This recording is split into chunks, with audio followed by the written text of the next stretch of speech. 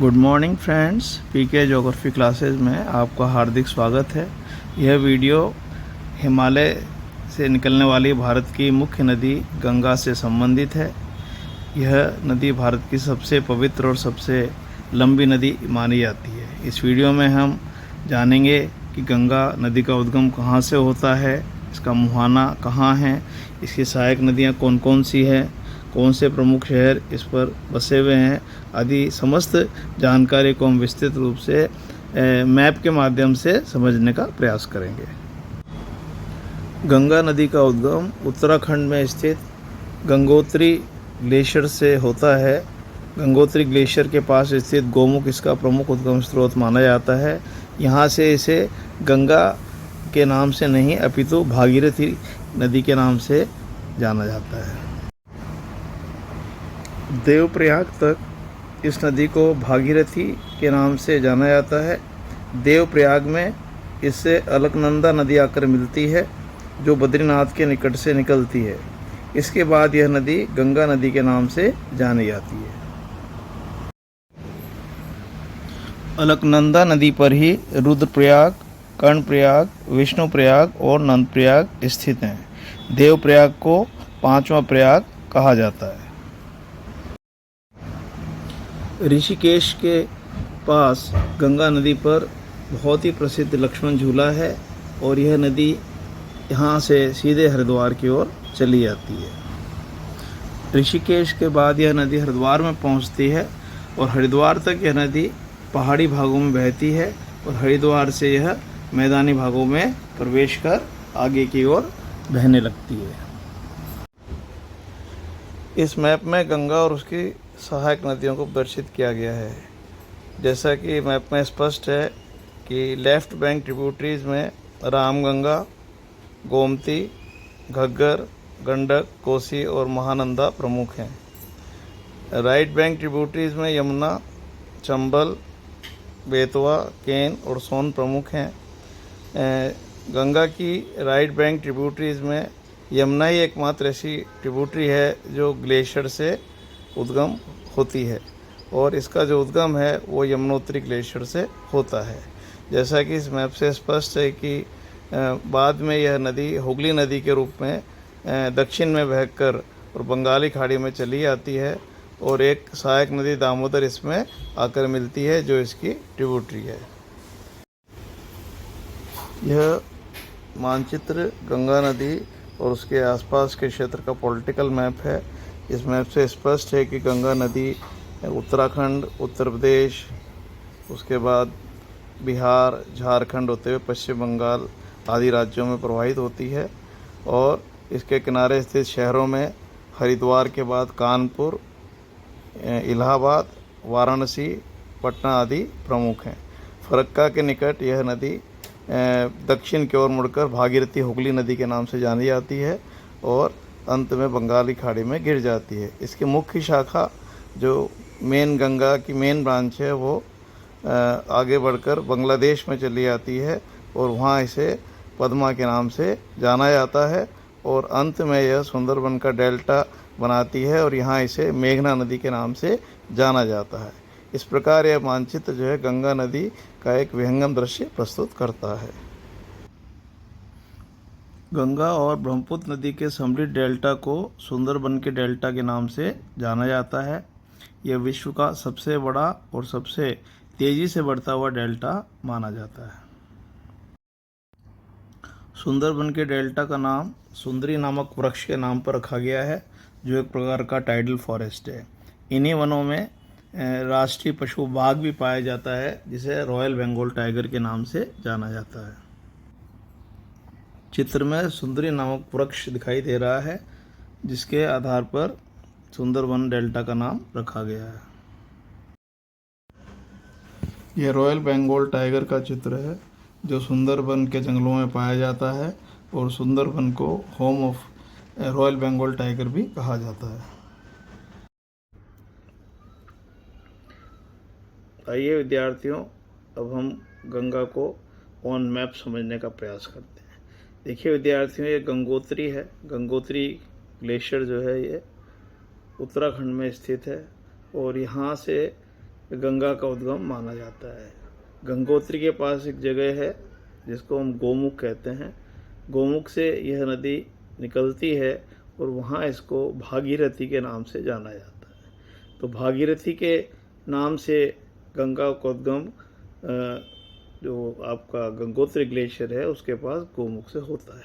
यहाँ से नदी देवप्रयाग तक आती है।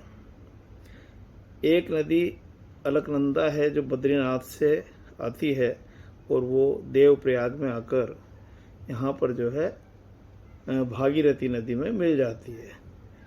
अलकनंदा नदी भागीरथी नदी के मिलने से देवप्रयाग के बाद इसे गंगा के नाम से जाना जाता है।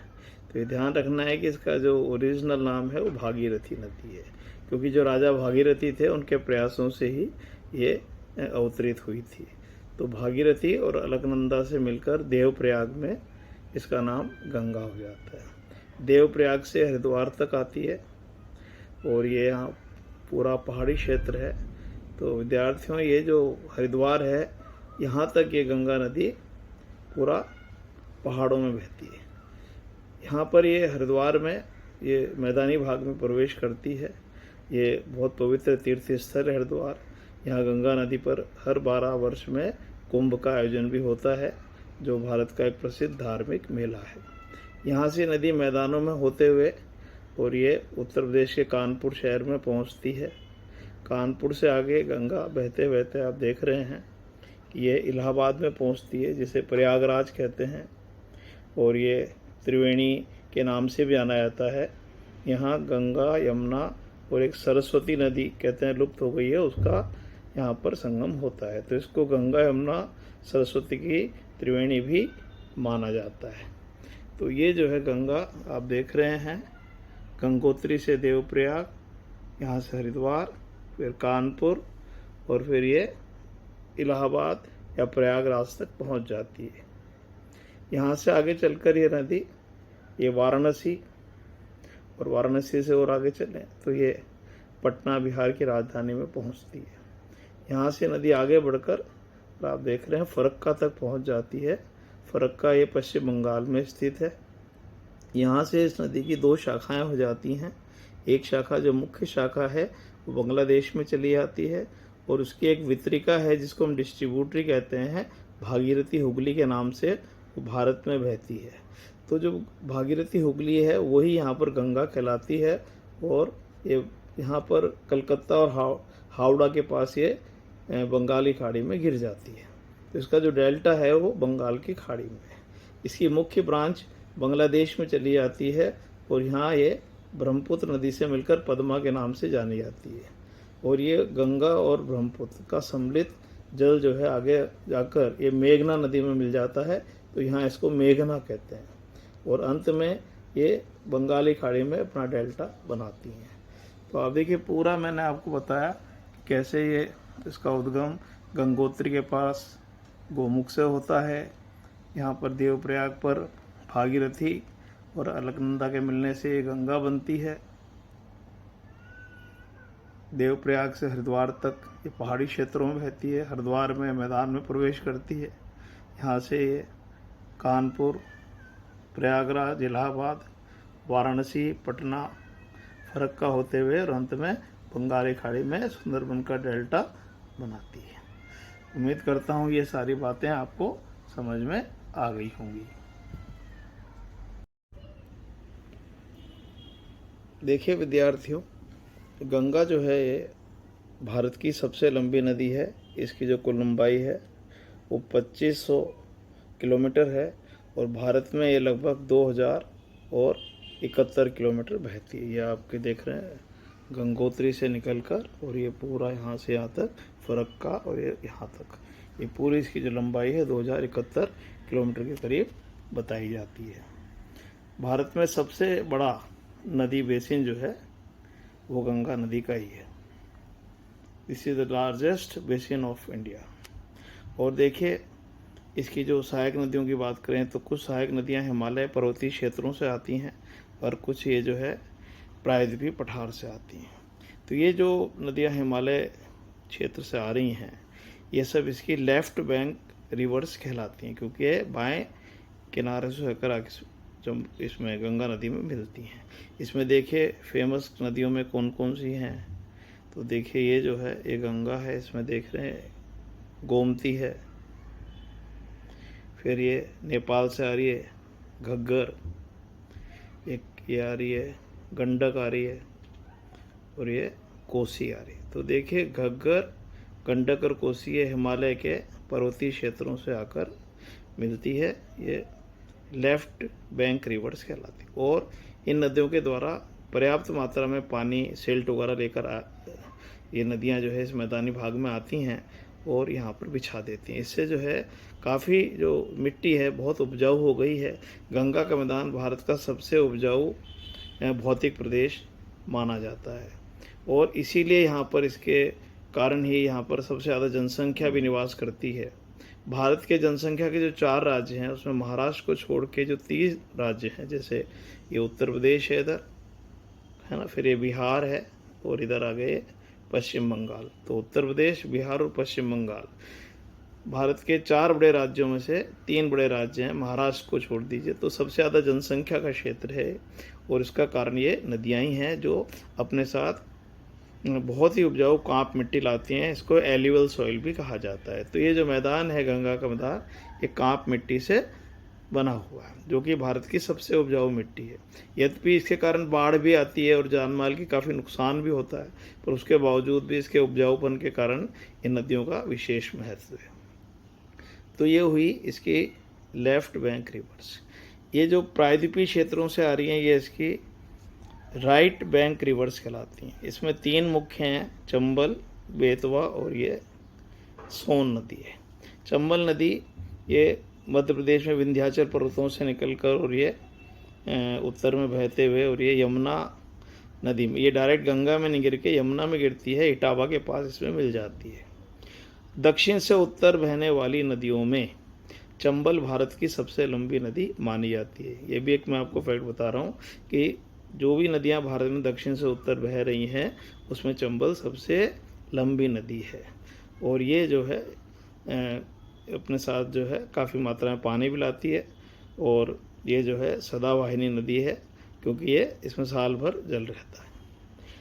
बेतवा है, ये भी विंध्याचल पर्वतों से आती है, और एक सोन नदी है जो ये देख रहे हैं आप, अमरकंटक की पहाड़ियाँ हैं, यहाँ से इसका उद्गम होता है, और यहाँ से निकलकर आप देख रहे हैं पटना के पास ये गंगा में मिल जाती है। आपको पता है जो इतिहास में आपने पढ़ा होगा कि जो पाटलिपुत्र का दुर्ग था वो गंगा और सोन नदियों के संगम पर ही बसाया गया था, जो इतिहास में बहुत प्रसिद्ध मगध की राजधानी रहा है पाटलिपुत्र, और इसी को बाद में पटना भी कहा गया है।